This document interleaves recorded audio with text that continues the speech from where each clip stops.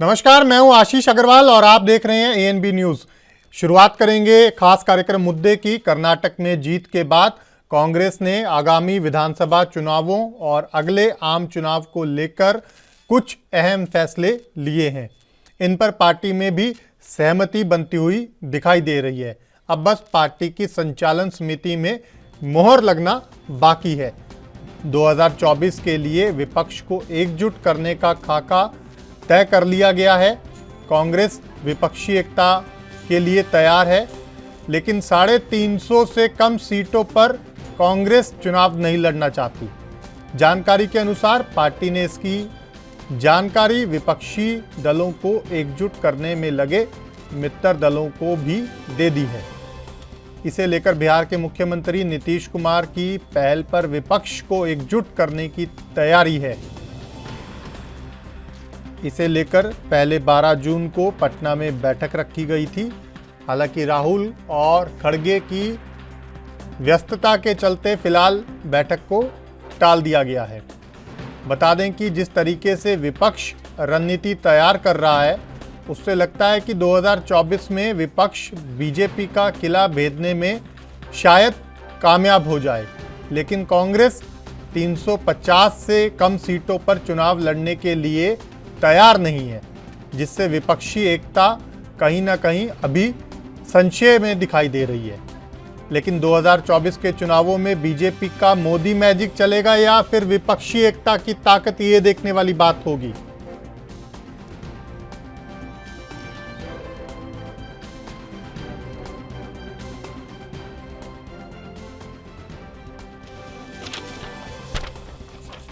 तो आपको बता दें कि देश में अगले साल होने वाले आम चुनाव और उससे पहले कई राज्यों में होने वाले विधानसभा चुनावों को लेकर एक बार फिर से सियासत तेज होती हुई नजर आ रही है, क्योंकि विपक्षी दल एकजुटता पर तेजी से काम कर रही हैं।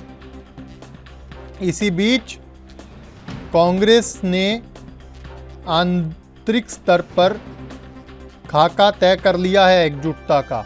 ऐसी जानकारियां लगातार निकलकर सामने आ रही हैं, लेकिन कांग्रेस 350 से कम सीटों पर चुनाव लड़ने के लिए तैयार नहीं है। कांग्रेस चाहती है कि कम से कम 350 सीटों पर पार्टी चुनाव लड़े और बाकी की बची हुई सीटों पर जो विपक्षी दल एकजुट होकर उतरेंगे, बाकी सीटों पर वो चुनाव लड़ें। लेकिन क्या कांग्रेस की इस शर्त पर बाकी के राजनीतिक दल तैयार होंगे, ये बड़ा सवाल है।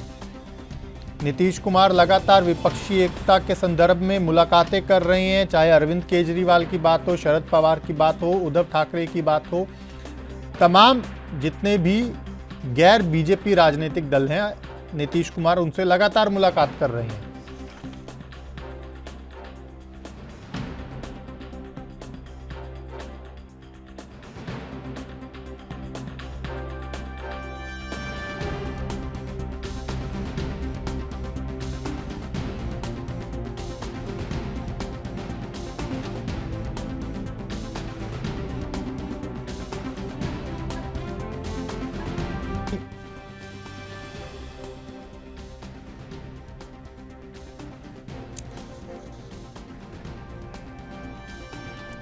कर्नाटक में जीत के बाद कांग्रेस ने आगामी विधानसभा चुनावों और अगले आम चुनावों को लेकर कुछ अहम फैसले लिए हैं। इन पर पार्टी में भी सहमति बनती हुई दिखाई दे रही है।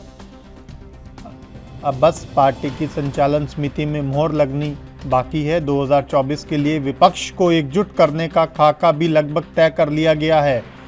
कांग्रेस विपक्षी एकता के लिए तैयार है, लेकिन 350 सीटों से कम चुनाव नहीं लड़ेगी।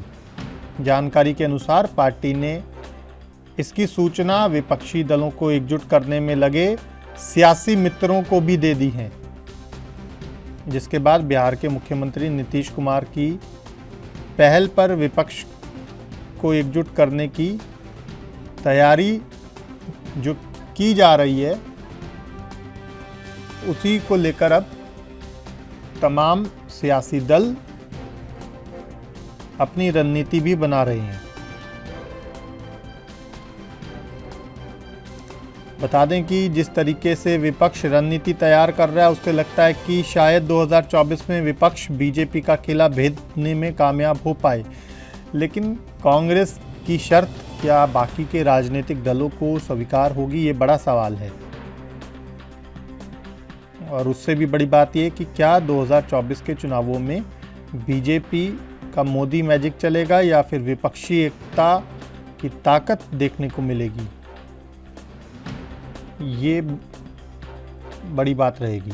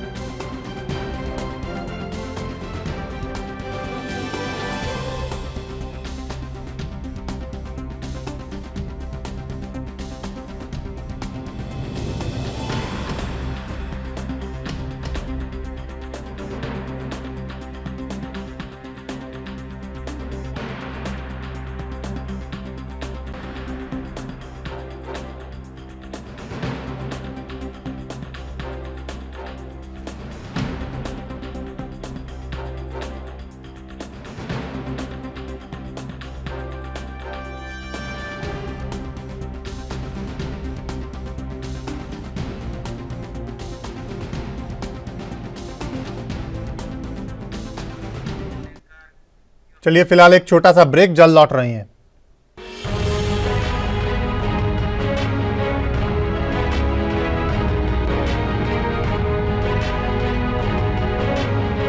ब्रेक के बाद स्वागत है आपका। हमारे साथ खास मेहमान जुड़ गए हैं, सीधा उन्हीं के पास चलेंगे और चर्चा की शुरुआत करेंगे। हमारे साथ आनंद सावरिया साहब बीजेपी नेता जुड़ गए हैं और साथ ही साथ हमारे साथ जयकरण वर्मा कांग्रेस नेता जुड़ गए हैं और दीपक राय साहब वरिष्ठ पत्रकार। आप तीनों का बहुत स्वागत है। और शुरुआत में आपसे करना चाहूंगा वर्मा जी, कहीं ना कहीं खाका तैयार कर लिया गया है, विपक्षी एकता को लेकर बड़े सवाल हैं देश में। क्या वाकई में 2024 का चुनाव नई यूपीए के बैनर तले लड़ा जाएगा?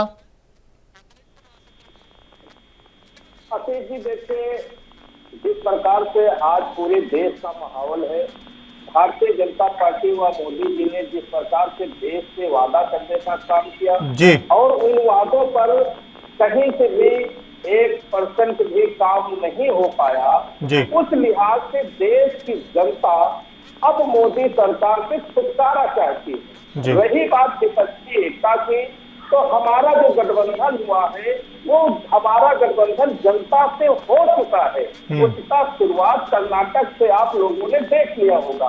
अब देखना यह है कि 2024 में हमारे साथ वो सभी पार्टियां मिलकर चुनाव लड़ना चाहती हैं जो मोदी सरकार से त्रस्त है और जनता के साथ खड़े हैं। और गांधी विचारधारा या देश के संविधान के साथ जो भी लोग हैं, हम सब एक साथ मिल करके और इस सरकार को इसलिए हटाना चाहते हैं क्योंकि भारतीय जनता पार्टी की सरकार और मोदी की सरकार देश के लिए ही बहुत ही पीड़ादायक है, जनता के लिए पीड़ादायक है। और जनता के किसी भी मुद्दों पर मोदी सरकार का काम नहीं हुआ। सिर्फ और सिर्फ लड़ाने भिड़ाने, ऊंच नीच की खाई पैदा करना और हम जो हमारे देश की सरकार चलाना ही मोदी सरकार का लक्ष्य रह गया है।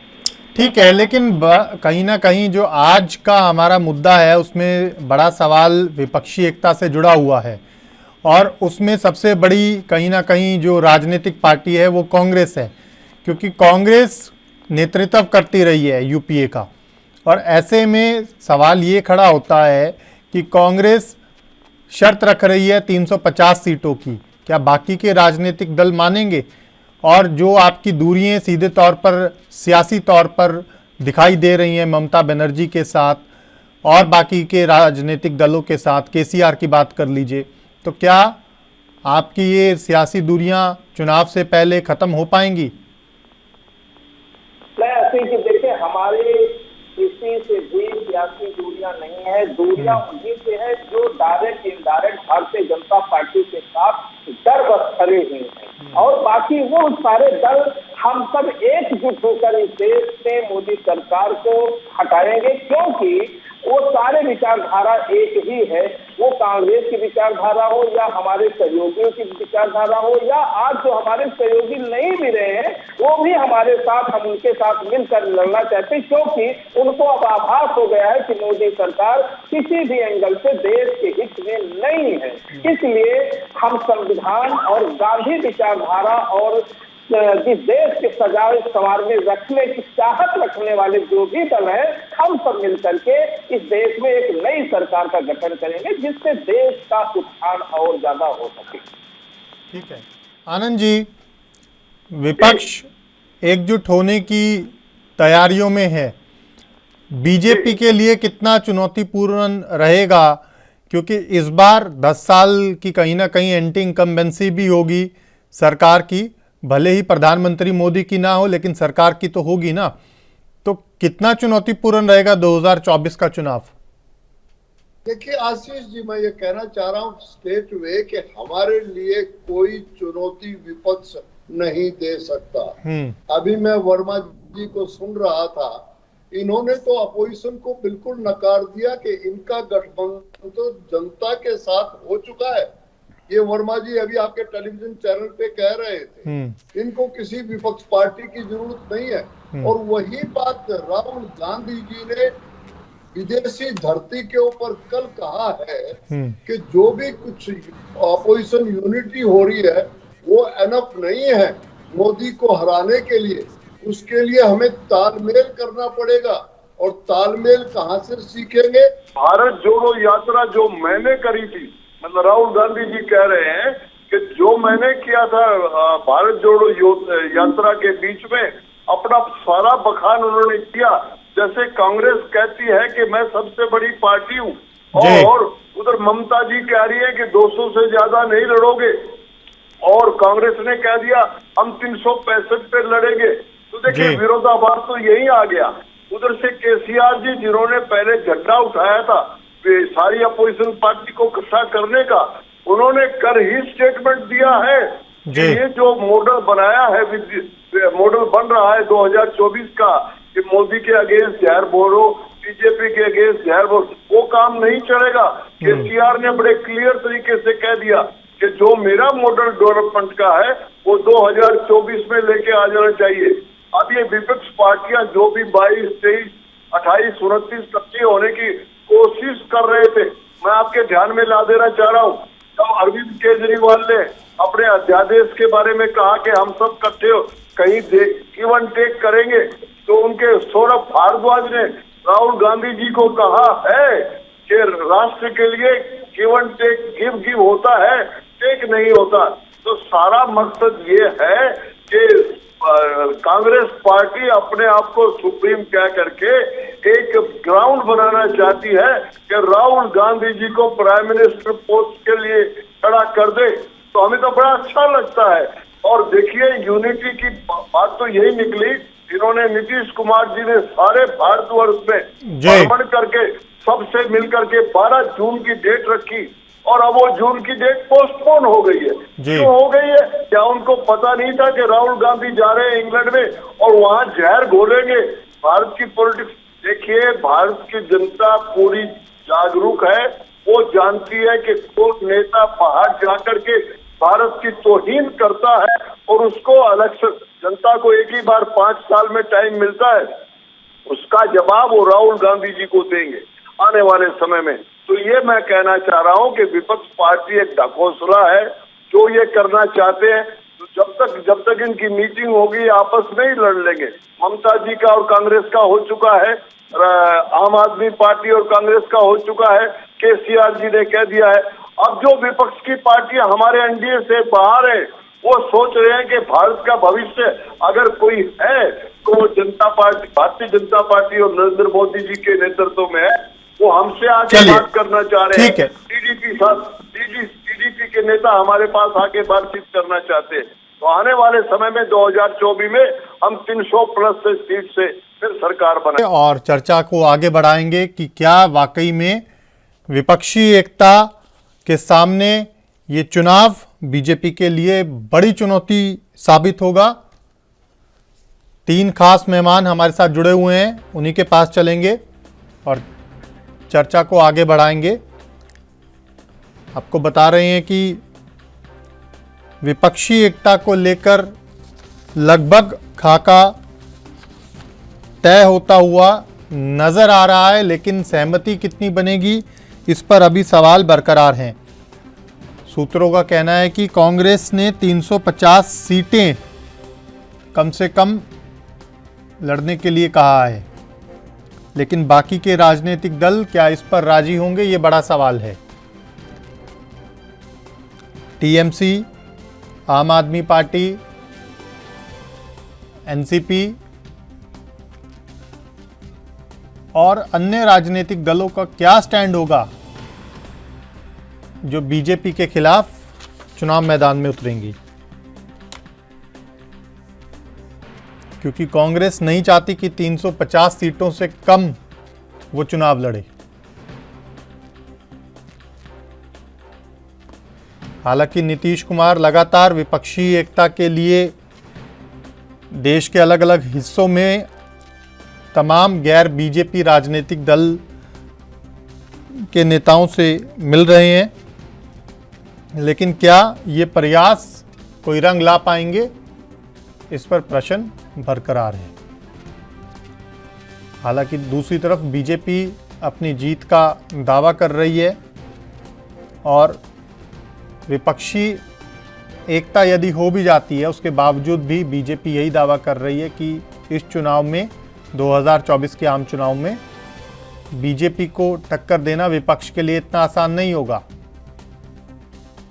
क्योंकि 14 की तरह इस बार भी प्रधानमंत्री नरेंद्र मोदी के चेहरे पर ही बीजेपी चुनाव मैदान में उतरेगी और पूरी तरह से लगभग आश्वस्त ही नजर आ रही है बीजेपी कि प्रधानमंत्री मोदी के चेहरे पर भी जनता इस बार फिर केंद्र में बीजेपी की सरकार बनवाएगी। लेकिन उससे पहले कई राज्यों में विधानसभा चुनाव होने हैं, राजस्थान, मध्य प्रदेश, छत्तीसगढ़, और ऐसे में अगर इन राज्यों में बीजेपी को नुकसान पहुंचता है तो केंद्र की सरकार पर कितना असर पड़ेगा, केंद्र सरकार की छवि पर कितना असर पड़ेगा राजनीतिक रूप से, ये भी सवाल है।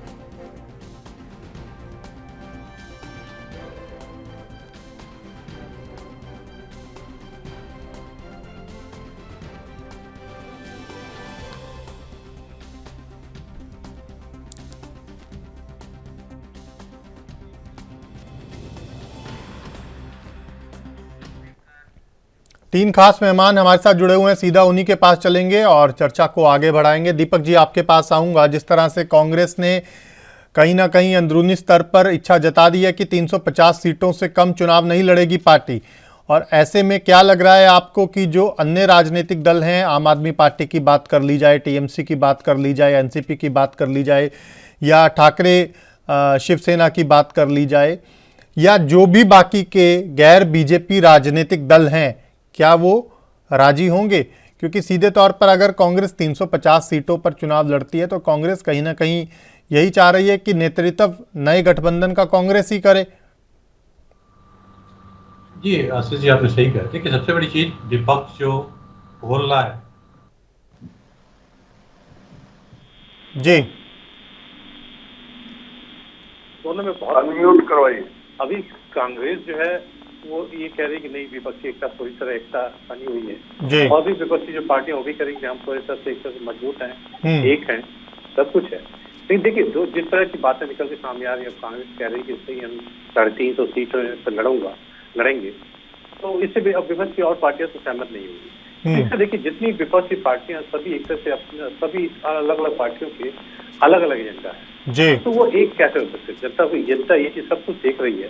और दूसरी तरफ देखिए, विपक्ष तभी मजबूत हो सकता है या तो वो कोई बहुत बड़ा नेता हो जो सत्ता पक्ष के अगेंस्ट जो है लड़ सके जी, और दूसरी तरफ या तो इनका जो मॉडल है, सरकार का मॉडल है विपक्ष का, जहाँ पे ये लोग हैं, तो वो बहुत स्ट्रांग है, तो जनता को समझ में आएगा जी, कांग्रेस को लीजिए, या तो इन्होंने राजस्थान या छत्तीसगढ़ या हिमाचल में, तो हिमाचल अभी जीते हैं, इन्होंने बहुत अच्छा सरकारी एक तरह से मॉडल दिया हो जो जनता को जो बहुत अधिक अच्छा लगा हो, जनता की समस्याओं पे ध्यान दिया हो, जी, तो शायद वो जनता को कन्विंस कर दे। दूसरी तरफ या तो बहुत बड़ा नेता विपक्ष से निकल के आ रहा है, चाहे आप जयप्रकाश नारायण की तरह, चाहे वीपी सिंह की तरह, चाहे इस तरह की एक मुहिम चला के जो है बीजेपी गवर्नमेंट के प्रति जो है मुहिम चला के जो जनता के बीच है और चुनाव लड़ सके, जीत सके, तो वो भी नहीं दिख रही है। सबसे बड़ी चीज देखिए, आज बीजेपी जो है बहुत स्ट्रांग पोजीशन में है। मुझे रामचंद्र गुहा की लाइन याद आ रही है, सबसे इतिहासकार की, उन्होंने बहुत अच्छी बात कही थी कि आज मोदी गवर्नमेंट को केवल जनता ही हरा सकती है, विपक्ष के किसी भी पार्टी में दम नहीं है, न विपक्ष किसी नेता में दम है। सबसे बड़ी चीज ये है। तो कुछ प्रोग्राम ऐसे रहे हैं मोदी गवर्नमेंट को जिसपे जनता को विश्वास, पूरा विश्वास, चाहे भ्रष्टाचार का मामला देखिए, एक भी भ्रष्टाचार का मामला जो है प्रूव नहीं हो सकता, आया भी। अब देखिए, या तो विपक्ष उठा नहीं पाया या तो उस तरह से हुआ ही नहीं। दूसरी तरफ जो 2-3 मुद्दे ऐसे राज्य बीजेपी ने कहा वो करके दिखा दिया, चाहे 370 का मामला हो, चाहे कश्मीर का मामला हो, चाहे अयोध्या का मंदिर हो, और 3-4 चीज ऐसी जो हुई जो जनता को डायरेक्ट दिखती। ठीक है, राशन का रहा, चाहे डिजिटल हुआ, जनधन हुआ, तो इस तरह से इस चीजों को ध्यान में रख के जो है आप ये विपक्षी एकता जो बन रही है वो मोदी को चैलेंज करता है 2024 इलेक्शन में, ये बहुत बहुत बड़ी चुनौती है। देखिए, राजनीति भविष्य संभावनाओं खेल होता है, ये नहीं सकता कि विपक्ष जीत नहीं सकता, जी, बहुत बड़ी चुनौती है। जी अश्विन, चुनौती बड़ी है। वर्मा जी, आपके पास आऊंगा। कांग्रेस के लिए भी राह आसान नहीं है, कांग्रेस शर्तें कई रख रही है, लेकिन रास्ता अभी मंजिल दूर है। जो बात दीपक जी ने कही कि शायद बीजेपी इतनी स्ट्रांग पॉलिटिकल पोजीशन में है कि अकेले कांग्रेस के लिए भी बीजेपी को हरा पाना इतना आसान नहीं है।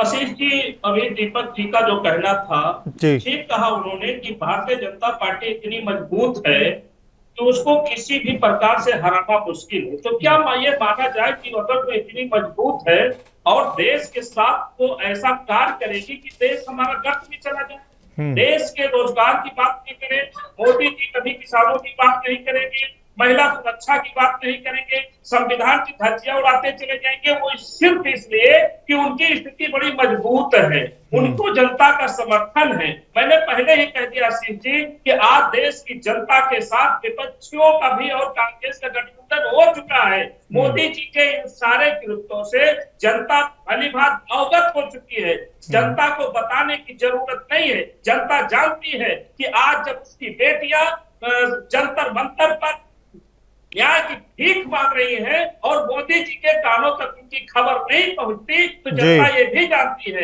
किसान आज हत्या करने को सड़कों पर मजबूर हो रहे हैं। 2022 में ही इन्होंने आज हत्या करने का वादा किया था, तो जनता ये भी जानती है 2 करोड़ नौकरियां का इन्होंने वादा किया, फिर इन्होंने रानी पाप देने के लिए अग्निवीर जैसी योजना ले आए, तो जनता ये भी जानती है। और जनता ये भी जानती है कि आपने अडानी के अलावा काल में भी जब लोगों के हाथ में रोजगार नहीं रहा और लोगों के हाथ में रोजगार और पैसे नहीं देता के लिए, तब आपने रोजगार के लिए सरकार को बताते हुए अपने मित्र अडानी को 609 नंबर से 2 नंबर पर लाने का जो चक्र किया है, जनता ये भी जानती है। मैं साफ कहता हूँ वसीम जी, इस देश की जनता सब कुछ जानती है। जो जयकरण वर्मा और चीज नहीं जानते, वो इस देश की जनता जान गई है। शायद उसकी शुरुआत भी अब हो चुकी है।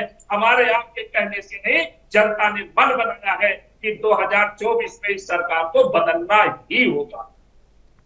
ठीक है, जनता ने मन बनाया है, ये कांग्रेस को लगता है। लेकिन आनंद जी, कहीं ना कहीं ठीक है, 10 साल मोदी सरकार ने देश में कुछ बड़े फैसले लिए हैं 10 साल के कार्यकाल के दौरान, लेकिन कुछ फैसले और कुछ स्थितियां ऐसी भी हैं जिससे जनता नाखुश है।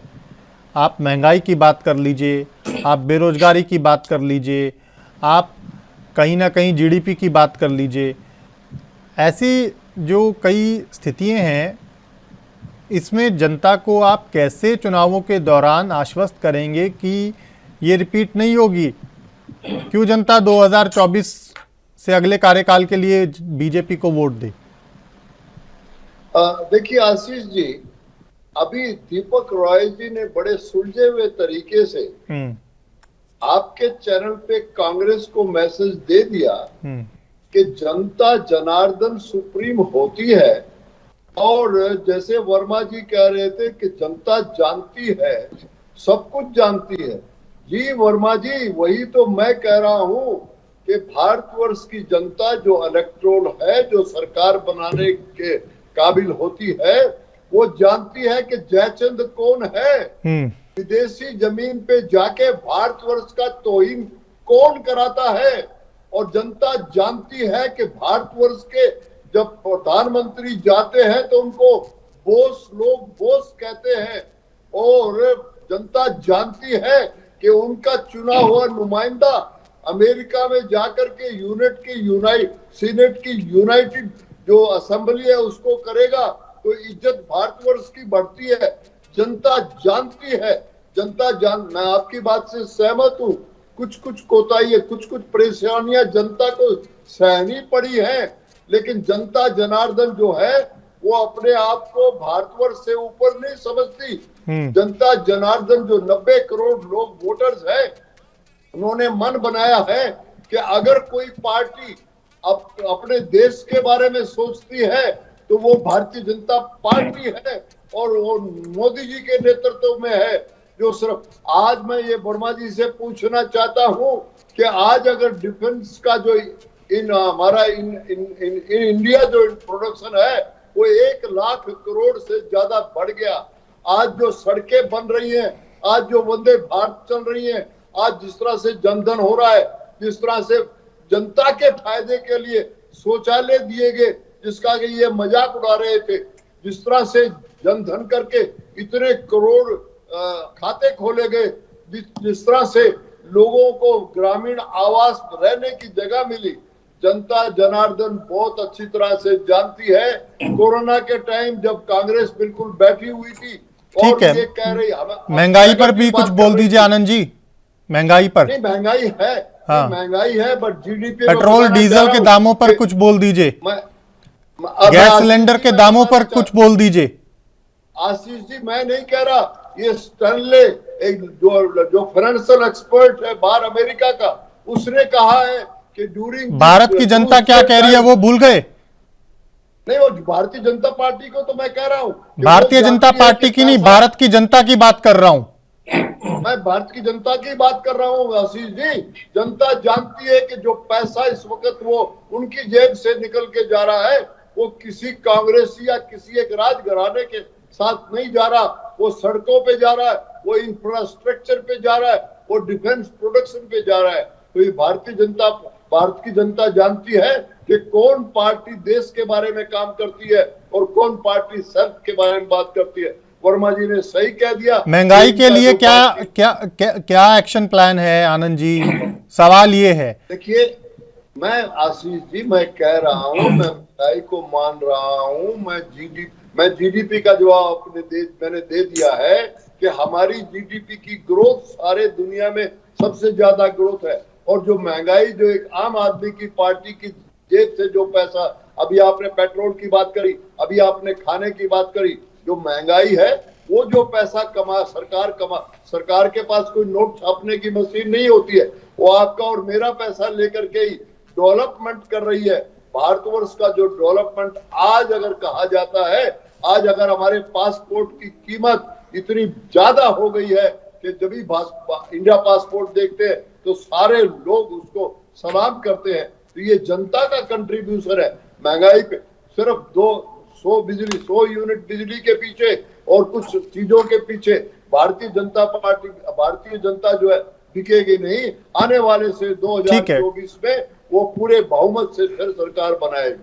ठीक है, दावा बड़ा है। दीपक जी, आनंद जी जो बातें कह रही हैं कि भाजपा ने या भाजपा की सरकार ने देश के लिए जीडीपी को कहीं से कहीं पहुंचा दिया, पासपोर्ट की कीमत कहीं से कहीं पहुंचा दी, ये सब बातें स्वागत योग्य हैं अगर मैं आनंद जी की बात को 2 मिनट के लिए मान लेता हूं।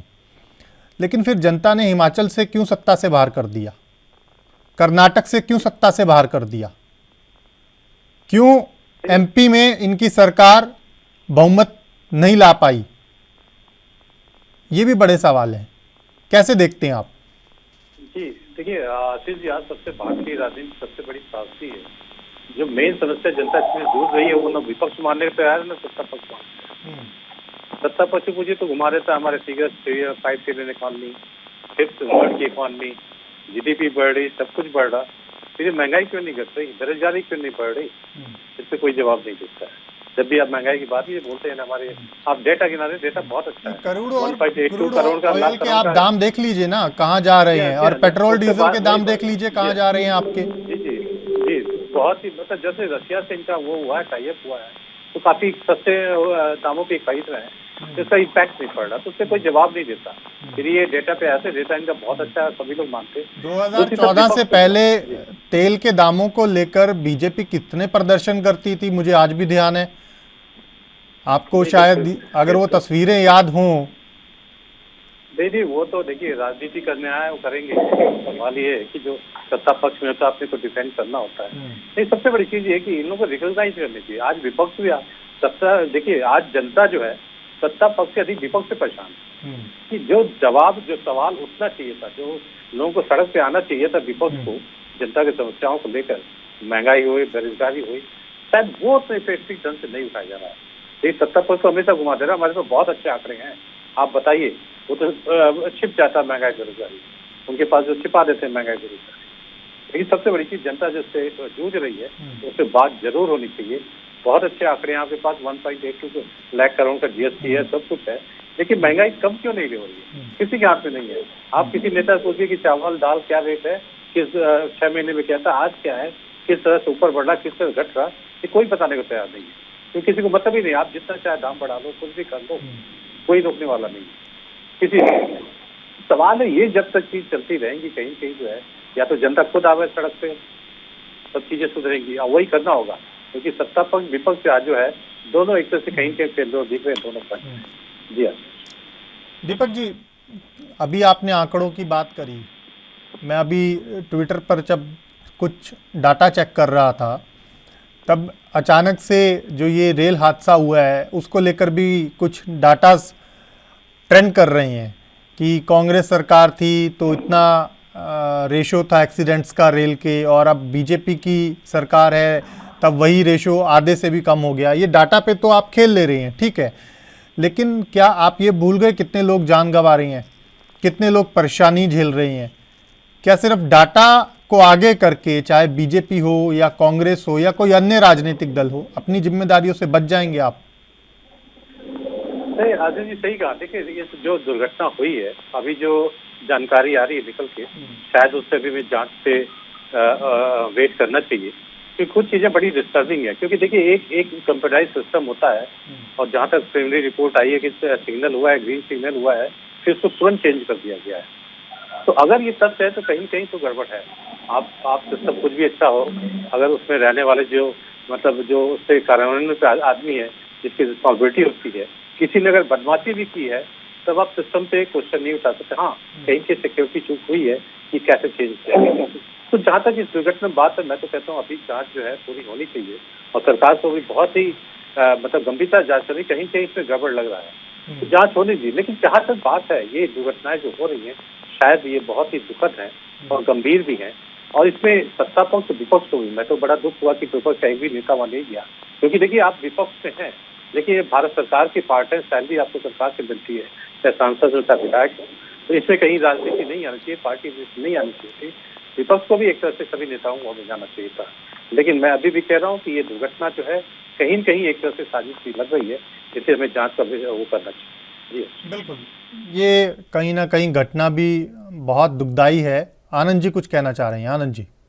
बिल्कुल आशीष जी, मैं रॉय साहब को बात को करते हुए, आनंद जी की आवाज ठीक कराइए, दुखदाई है कि हमें कोई वर्ड्स नहीं मिलते इसकी सांत्वना देने के लिए। और जब एक्सीडेंट हो जाता है, इतनी बड़ी दुर्घटना हो जाती है, तो उस वक्त पहली प्रायोरिटी जो होती है सरकार की कि उसको राहत कार्य दिया जाए, रिस्टोरेशन किया जाए, और उसमें भारतीय जनता पार्टी की सरकार, नरेंद्र मोदी जी पहली बार एक्सीडेंट में प्रधानमंत्री जी साइड पे जाके, ये सब कुछ बड़ी दुखदाई चीज है, उसकी इंक्वायरी हो रही है पूरी तरह। बट कांग्रेस का रवैया देखिए कि वो तो विपत्ति में भी अपना दाने भुनाने पे लगी हुई होती है। तो ये अब कहते हैं कि रेल मंत्री को इस्तीफा दे, अरे रेल मंत्री जी इस वक्त काम कर रहे हैं, वहां बैठे हुए काम कर रहे हैं, और नया रेल मंत्री बनाइए, क्या कैसे काम होता है क्या? तो ये दुर्घटना बड़ी दुखदाई है, और जिस तरह से इसको हैंडल किया गया है, और इसके साथ जो रिपोर्ट आएगी, the chief security officer railway का उसके ऊपर वर्क कर रहे हैं, और जो आएगी, जो निकल करके आएगी, उसके पूरा सुधार किया जाएगा। लेकिन रॉय साहब ने बिल्कुल सही कहा कि विपक्ष इस वक्त जो है वो अपनी रोटियां सेकना चाहता है। आनंद जी, एक सवाल है, क्योंकि ये एक ऐसा संवेदनशील मामला है जिसमें 275 लोगों ने अपनी जान गंवाई और सैकड़ों लोग अभी भी कहीं ना कहीं अस्पताल में जिंदगी और मौत से लड़ भी रहे हैं, और साथ ही साथ वो ऐसी स्थिति का सामना कर रहे हैं जो कि ना सिर्फ शारीरिक रूप से बल्कि मानसिक रूप से भी अच्छी नहीं है। मान लीजिए कि विपक्ष को और ज़्यादा जिम्मेदार होना चाहिए था, इस घटना में साथ खड़ा होना चाहिए था जितना साथ खड़ा हुआ है। मैं खड़गे साहब का बयान सुन रहा था, खड़गे साहब के बयान की हमने जब चलाया उसको, तो एक विश्लेषक ने डिबेट के दौरान उसको लेकर तारीफ भी की, क्योंकि कहीं ना कहीं खड़गे जी ने कहा कि ये समय ऐसा है जब सबको, सभी राजनीतिक दलों को एक साथ आना चाहिए। लेकिन एक सीधा सा सवाल है, 275 जिंदगियां चली गई जी, करीबन 72 घंटे 3 दिन होने को आ रहे हैं, और जिम्मेदारी जीरो, एक इंसान की भी जिम्मेदारी नहीं अभी तक। नहीं आशीष जी, आप कैसे कह सकते हैं कि 72 घंटे में इतने बड़े हादसे का पूरी इंक्वायरी नहीं हो पाती? मैं ये कह रहा हूं इंक्वायरी हो रही है, रॉय साहब ने भी बताया है, चीफ सिक्योरिटी ऑफिसर उसकी जिम्मेवारी ढूंढने की कोशिश कर रहे हैं। इस वक्त सबसे पहले प्रायोरिटी ये थी सरकार के लिए कि वो जो घायल हैं उन लोगों को पूरी सहायता पहुंचाए, और जो लोग मृतक हो गए, देखिए लाइफ को कभी किसी तरह से कंपनसेट नहीं किया जा सकता। तो जो बीमार लोग हैं, घायल हैं, देखिए सिर्फ जब भी एक्सीडेंट हुआ उसके 25 मिनट में हमारी इमरजेंसी टीम वहां पहुंच गई, और पूरी की पूरी सहायता लोगों को, चाहे वो भारत सरकार हो चाहे वो उड़ीसा सरकार हो, वो कांग्रेस की तरह से, आपने कहा कि कांग्रेस के खड़गे साहब ने कहा कि विपक्ष को इकट्ठा होना चाहिए, विपक्ष को इकट्ठा राहत होना चाहिए। विपक्ष के खड़गे साहब एक ही ध्यान लगा के बैठे हैं 2024 के इलेक्शन में, किस तरह राहुल गांधी को इकट्ठा करके वो प्रधानमंत्री की पोस्ट पे लेकर के चलाए। ये आज ये एक्सीडेंट का जो मामला है बड़ा दुखदाई मामला है। 280 लोगों ने अपनी जान गंवा दी, और करीबन हजारों लोग जो हैं अभी भी घायल अस्पताल में पड़े हैं। पर मुझे बड़ा अच्छा लगता है कि भारत सरकार ने सारी सरकारों से मिलके पूरी की पूरी जितनी ताकत थी राहत की, वो इसमें झोंक दी और मैक्सिमम राहत अवेलेबल कराई। एक्सीडेंट बड़ा दुखदाई है, एक लाइफ भी जब गुम होती है तो बड़ा दुख, क्योंकि एक लाइफ उस फैमिली के लिए बहुत इंपॉर्टेंट है। भारत सरकार इतना ही कर सकती है, जो कुछ फाइनेंशियल रिलीफ उसको दे देती है वो उन्होंने दे दिया। यहां तक कह दिया कि जिस आदमी के पास टिकट भी नहीं थी उसको भी रिलीफ मिलेगा। तो ये विपक्ष का जो रवैया नेगेटिव है वही जनता जान गई और आने वाले समय में इनको जवाब देगी। ठीक है, जयकरण जी। आशीष जी, देखिए, अभी भारतीय जनता पार्टी के साथी का बार बार कहना था कि विदेशों की इन्होंने बात की। इनका इस प्रकार से बात करने का तरीका ये था कि 2014 के पहले शायद यह देश नहीं था। देश में जन्म लेने वाले लोग या देश को सजाने संवारने वाले लोग शायद इनके प्रधानमंत्री जी के भाषा में कह दिया जाए, इनके मोदी जी के भाषा में कह दिया जाए तो सांप और बिच्छू की जीवन जीने को मजबूर थे। ये कहने का काम करते थे कि माननीय राहुल गांधी की विदेशों में जा करके इधर उधर की बात करते हैं, और माननीय मोदी जी जब विदेशों में जा करके कहने का काम करते हैं कि 2014 के पहले यहाँ पर जिसने जन्म लिया वो शर्म आती थी कि मैं कहाँ पैदा हो गया। 2014 के पहले यहाँ सांप बिच्छू पैदा हुआ करते थे। 2014 के पहले यहाँ कुछ था ही नहीं। यहाँ लोग भीख मांगकर जीवन जीने का काम करते थे। जिस प्रकार से माननीय मोदी जी के द्वारा विदेशों में जाकर के हमारे देश को बदनाम करने की कोशिश की गई, इससे पूरा देश आहत है। और माननीय मोदी जी को आज नहीं तो कल इसके लिए देश से क्षमा मांगनी पड़ेगी, माफी मांगना पड़ेगा। आज अभी ये बात आऊंगा आनंद जी, बात पूरी होने दीजिए जी।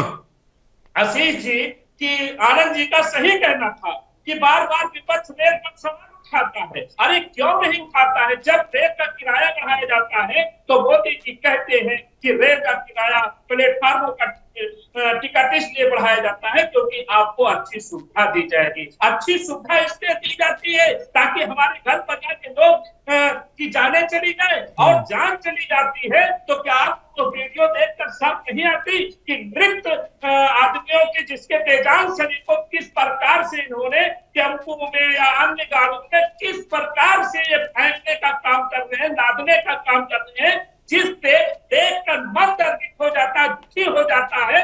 और ये बताने का काम करते हैं मोदी जी उसी जगह खड़े थे और उन्हीं के आंख के सामने जिस प्रकार के निरपराध लोगों की लाशें फेंकी जा रही थी, उस पर भारतीय जनता पार्टी को बोलना चाहिए, बोलना चाहती नहीं चाहती। आज ये जिस प्रकार से आपने बताया कि एक सोशल मीडिया पर, ट्विटर पर, फेसबुक पर या पेज पर एक ट्रेंड चलाया जा रहा है आंकड़े दिखा करके। अरे क्या आज भी इस एक्सीडेंट का दोषी आप पंडित जवाहरलाल नेहरू को मानना चाहोगे?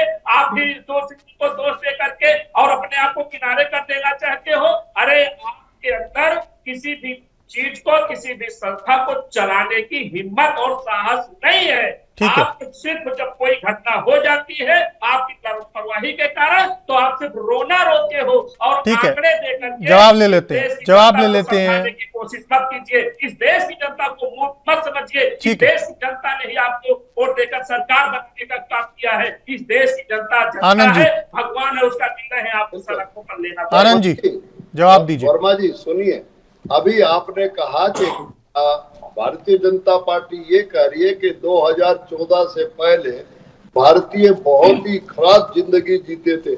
हाँ वर्मा जी, 2014 से पहले लोगों को मजबूरी थी कि वो गंदा पानी पीते थे। ये भारतीय जनता पार्टी की सरकार ही है जिसने नल से जल जो है घर घर में। थोड़ा आनंद जी एसी महल से थोड़ा सा बाहर निकलो। भारतीय जनता पार्टी के प्रोपेगेंडा से बाहर निकलिए, व्हाट्सएप से बाहर निकलिए और जमीन पर जो योजनाएं आप पर बात करने की कोशिश कीजिए। मैं आपको चैलेंज करता हूँ, आपको बुलाने का काम करता हूँ, आपकी भाषा जनता के सामने देने का काम करिए।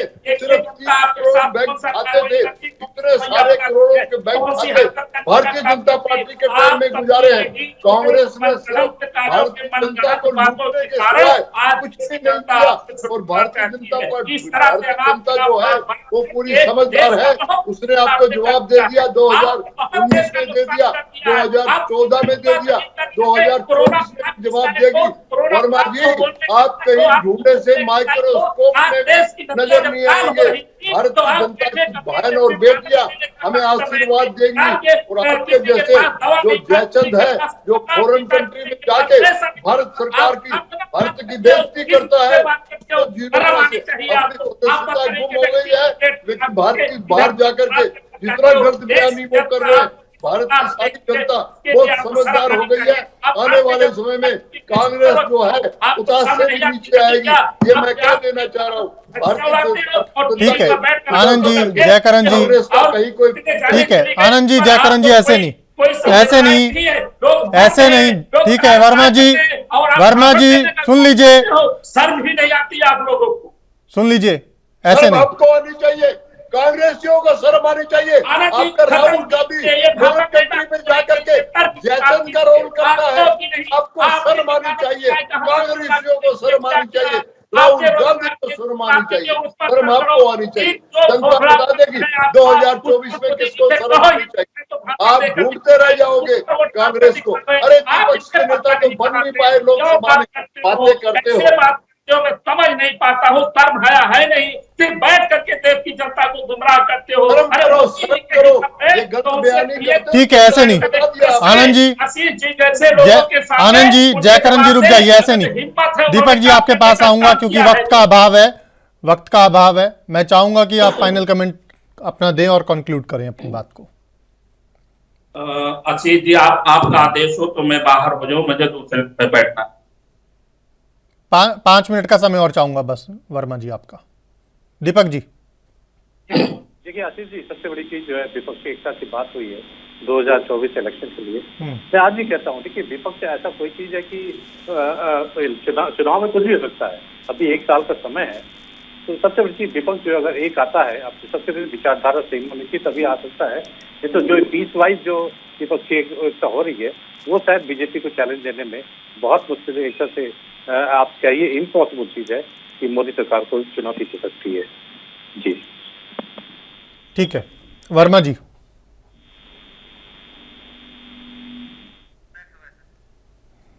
आनंद जी फाइनल कमेंट चाहूंगा आपका। बिल्कुल साहब, जो मेरी सरकार ने मोदी जी के नेतृत्व में 9 साल में जनता के लिए काम किया है, जनता उसको समझ चुकी है। जनता राष्ट्र को प्रथम स्पेस पे रख करके 2024 में मुझे 300 प्लस सीट दे करके तीसरी बार भारत की सरकार बनेगी मोदी जी के नेतृत्व में।